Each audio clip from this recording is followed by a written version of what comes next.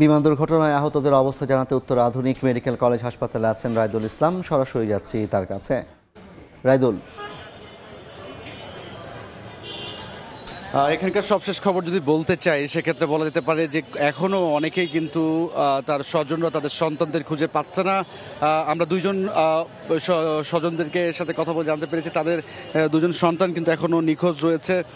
তার মধ্যে একজন নানা তার নাতিকে এখানে খুঁজতে এসেছিলেন শারমিন নামে, তিনি চতুর্থ শ্রেণীর শিক্ষার্থী, এবং আরেকজন ছিলেন তার বোন, তার নামও শারমিন, তিনি সপ্তম শ্রেণীর একজন শিক্ষার্থী ছিলেন। এখানকার যদি পরিস্থিতির কথা বলতে চাই, এখন পর্যন্ত মানুষের ঢল কিন্তু রয়েছে এই উত্তরার আধুনিক মেডিকেল কলেজ হাসপাতাল যেটি রয়েছে সেই হাসপাতালটি ঠিক সামনে।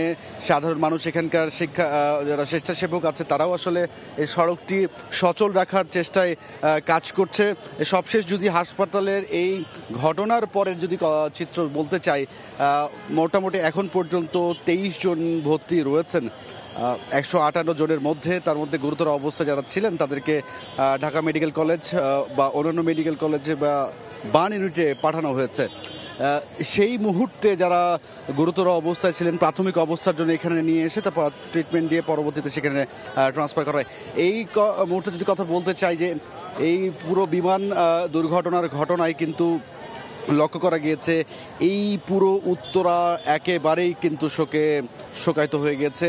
একজন ভুক্তভোগী, একজন প্রত্যক্ষদর্শী যদি কথা বলতেন, তিনি এখানে চিকিৎসা নিয়েছেন, তার মুখ থেকে আমরা যেমনটা শুনছিলাম যে তিনি বলছিলেন যে তার ঠিক মাথার উপর দিয়ে তিনি গিয়েছিলেন, তার যে তৃতীয় শ্রেণীতে পড়া তার বাচ্চাটি, তিনি তাকে রক্ষা করতে গিয়ে তিনি সেখানে পড়ে গিয়ে আঘাত পান, এবং সেখানে আঘাত পাওয়ার কারণে এই হাসপাতালটিতে এসে চিকিৎসা নিয়ে তারপরে তার বাসায় ফিরে যান, এবং তার বাচ্চাটি সুরক্ষিত আছে বলে তিনি যেমনটা বলছিলেন।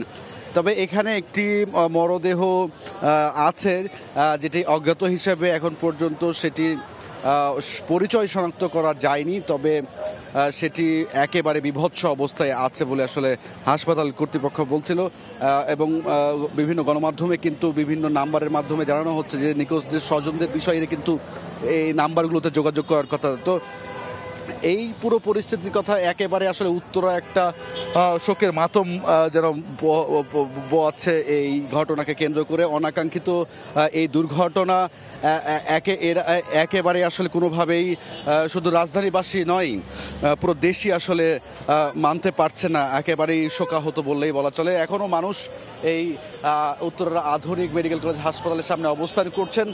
ভেতরে অনেকেই চিকিৎসাধীন হয়েছেন, এবং তার পাশাপাশি অনেকেই কিন্তু এখনও নিখোঁজ আছেন বলে আমরা যেমনটা জানতে পেরেছি। সবকিছু মিলিয়ে উত্তরা থেকে এই ছিল আমার কাছে সবশেষ।